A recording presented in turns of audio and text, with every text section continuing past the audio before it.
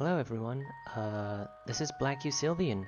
This is the first video with my actual voice in it, yay! So this is the commentated version of my 1856.97 Yuque all buffers percent speedrun, where I attempted to get all the effects as fast as possible. So in this video you will hear additional details about the run, and hopefully it will keep you entertained. Without further ado, let's watch the video.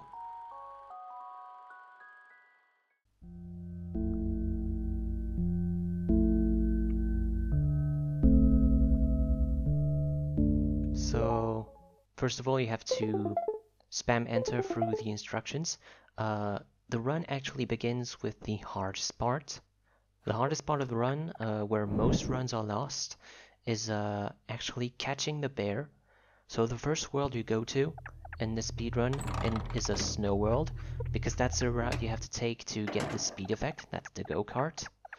So yeah, first thing, you actually have to catch the white bear that is on the way to the go-kart, because if you were to catch it later, it will lose time. But the issue is the bear goes as fast as you and runs away from you. And here, this run was incredibly lucky because the bear was already at the right spot and very easy to catch. I made it look really easy, but I can assure you I have lost many runs to this bear. It's the first time that its position is so optimized, because as you can see, after I get the bear, I have to take this route around the crevice. This is FTM, Flash Teleport Maze. There's not too much to say about this part. You just have to watch out, because like if you interact with the bone from the left, you will spawn from the left of the next bone. So in a few places you really have to watch out from which direction you're interacting with the bone. So we're already in Snowwoods, and this is where a go-kart is located, and that's gonna make things much faster. So yeah, already we're on pretty good pace. There we go, that's the go-kart. So immediately we equip it. So yeah, we're already on extremely good pace. Okay, I got stuck for a second there.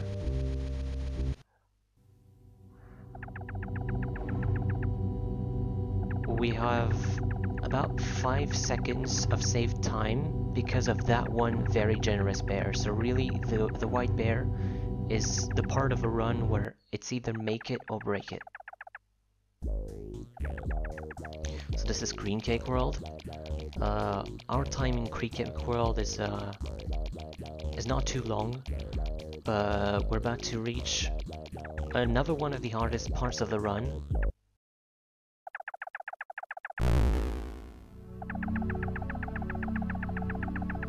We're heading to Grey Tiles Maze, GTM for short. This is the hardest part of the run in terms of execution, especially GTM 2. So this is GTM 1, and as you can see, it's already kinda hard because the tiles are all oblique, they're all slanted. So yeah, it's extremely difficult when you can only walk in all 4 main directions. So as you can see, I'm trying to cut corners here.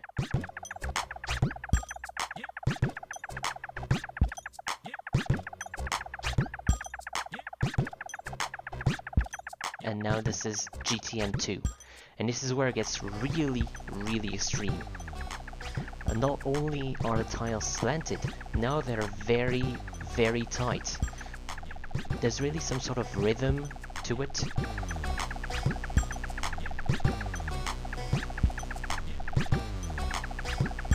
So the first thing you have to do is to turn on this switch here.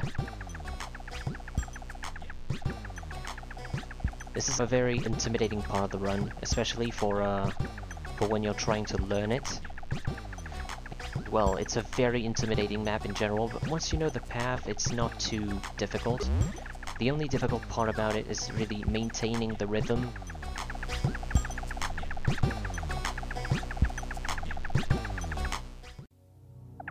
We got brunette effect, and now we can wake up. there was a menuing mistake, so I lost about a second here. To go to mansion, you have to sleep through Nire's bed in the dream world.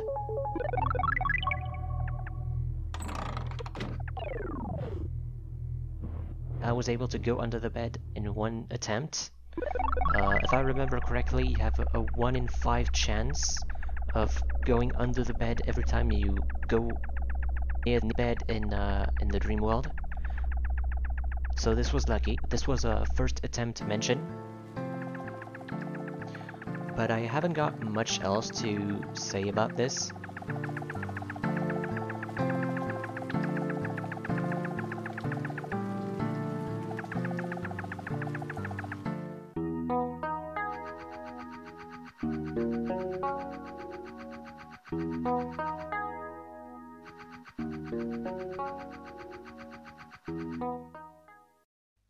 And we get to the garden, where we get the Karakasa effect.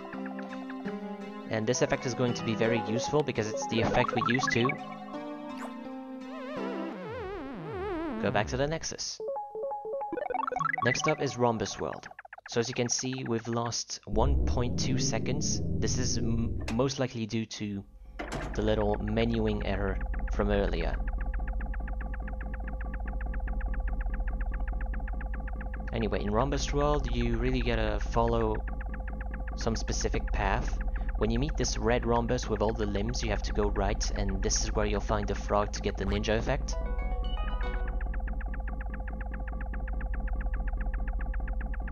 Then you gotta go behind the red rhombus, count the plants, first plant, second plant right here, third plant you go down.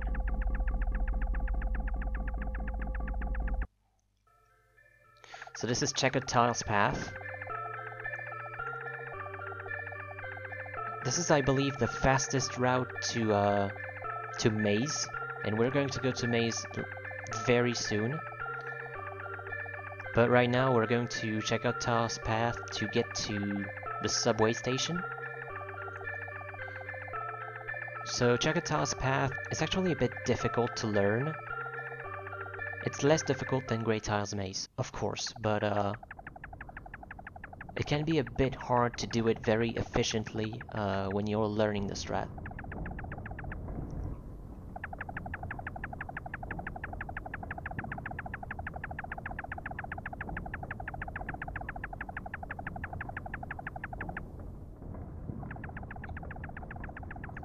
And we get to a very interesting part of the run. This is the subway.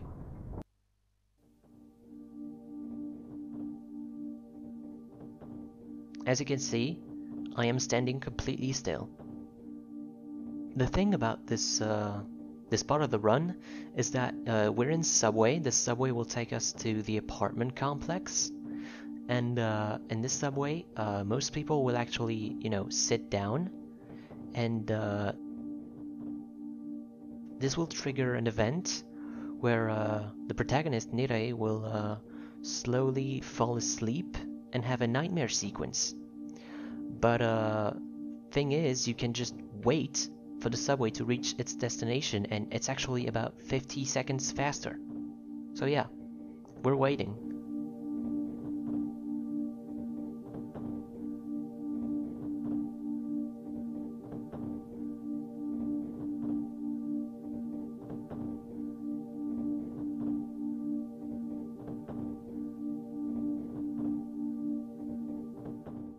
Well, we'll hear, I'll explain quickly how the idea of this speedrun came to mind. Basically, I saw on Twitter the creator of the game retweeted some speedrun material for Breath of the Wild, I believe. And that just made me wonder, what would a speedrun of Yuque look like? And well, here we are now. The more I thought about it, the more I wanted to try to route one, so I did. We got station staff effect. This is the one that stops NPCs, but it can't be of any use since we already got the bear. There were a few mistakes. This is one of the parts where I was starting to get a little bit stressed, because as you can see, I was 5 seconds ahead, and that's a big deal. And we're approaching the second hardest part of the run, probably.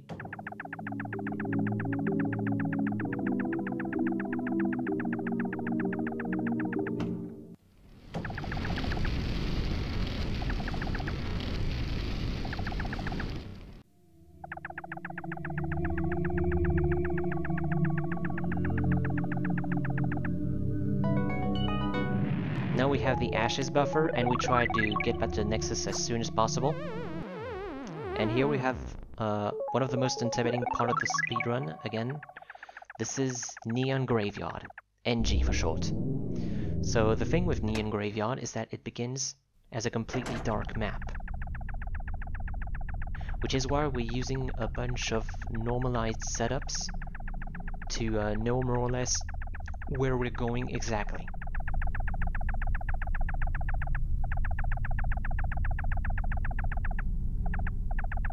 And there we go, this is the switch. Once you press the switch, we're in Neon Graveyard 2. So all the NPCs have woken up, and now our goal is to get the illumination buffer from the ghost. But the ghost moves around a lot amongst other NPCs. Here it was. So this one it was easy, but sometimes NPCs can block your way, and now it says NG free, and you have to pray for these NPCs to move out of the way. So it was really short, but as you could see, there were dozens of NPCs before that door, and this is a door that we have to take. And sometimes the NPCs will just block your way for 10 seconds. This can be really hard. But here I was actually very happy because it went pretty well. So now we're in Maze. This is the map inspired by Yume Nikki's Hell map, of course. So this is very, very hard to walk around in, but thankfully we're only going to use it once. And this is to get to the pool. So here we already are, the pool. We've gotten to it from Neon Graveyard because it was the fastest path. So now we turn around on the 6th stone, there we go. Because the pool here is actually a looping section. So yeah, we leave as soon as the loop starts. And now we just have to get to the locker room. And we got summer clothes. So there was a bug here. I actually changed effects too fast, which triggered the go-kart's honking thing. And then I was able to also trigger the Caracasa. So now we're in Manhole World. We're looking for the afro that's walking around here.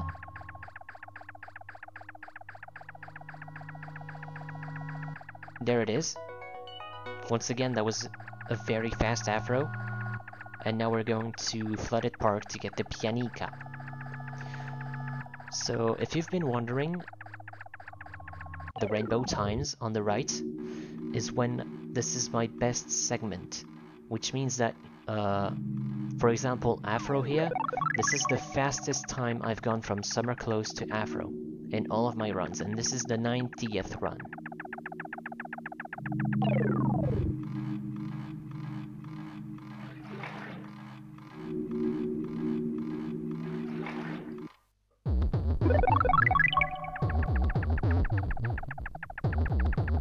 This was a part of the run where I was starting to get really stressed out, because, well, this was obviously my best run yet, and I was 16 seconds ahead, which was massive. As you can see, my previous personal best was 19:12, and so 16 seconds would allow me to save enough time to go below 19 minutes, which was what I was aiming for. This was going too well, and I was stressed out because if I did a single little mistake, like put the wrong effect on, that would cost me the sub 19 run.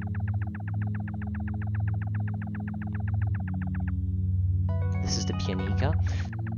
See, another best split, and now I was 17 seconds ahead.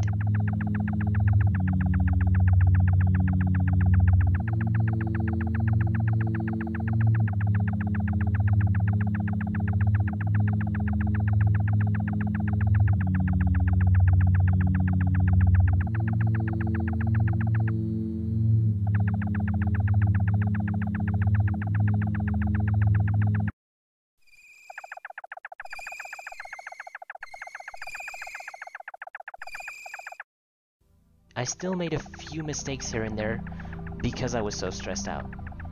So I got stuck on the trees here for just a fraction of time, but it can sometimes be enough.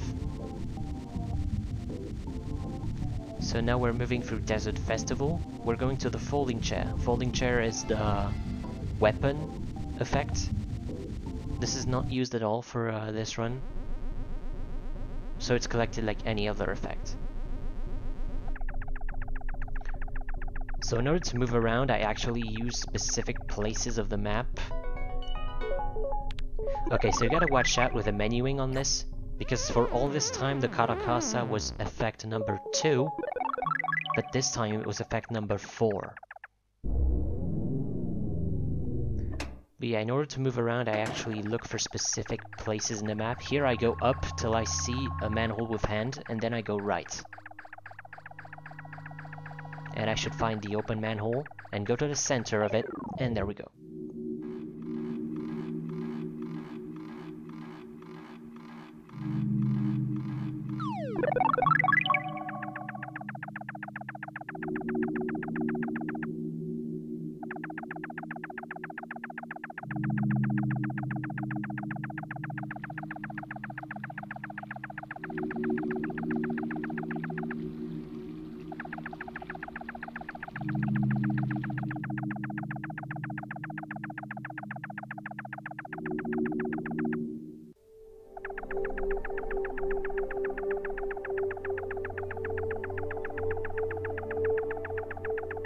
So now we're in street.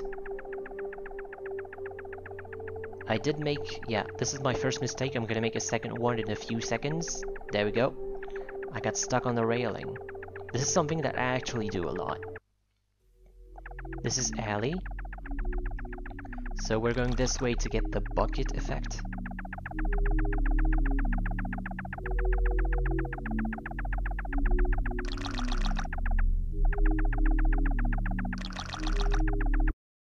So yeah, at this point of the run I was extremely stressed out. And in fact, I didn't care much about doing these minor mistakes, as long as it meant that I wasn't gonna do a major one.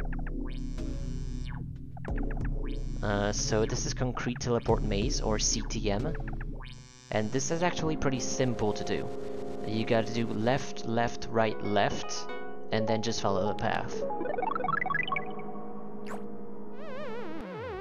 So yeah, as you can see, this segment, I lost 1.3 seconds because of the mistakes that I've been doing. But the run is almost over. So we're going through Shoal here to get the cloud.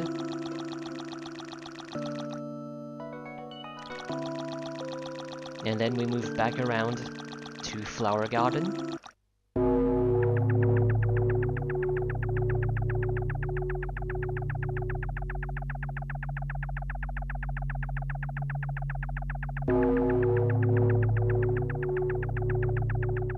I went too far up, just one tile, but that one tile was like a few frames that I would have rather saved.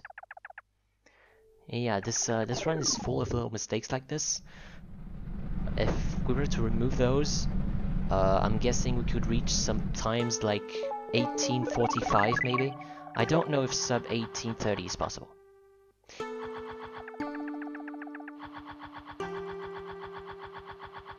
We're finally almost done. And helmet. And now we're done. 1856.97. And here I'm so happy, I do a little pianica concert.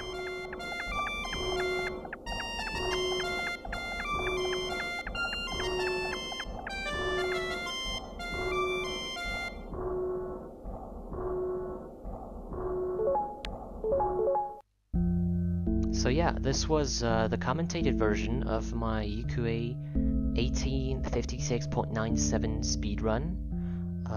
I hope you've learned some things about routing, and I guess I'll see you in the next video.